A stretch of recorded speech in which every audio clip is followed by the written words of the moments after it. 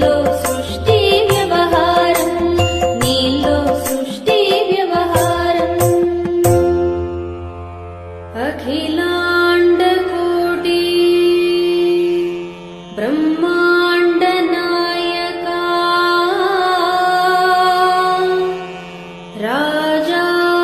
రాజాదిరాజ యోగిరాజ పరబ్రహ్మ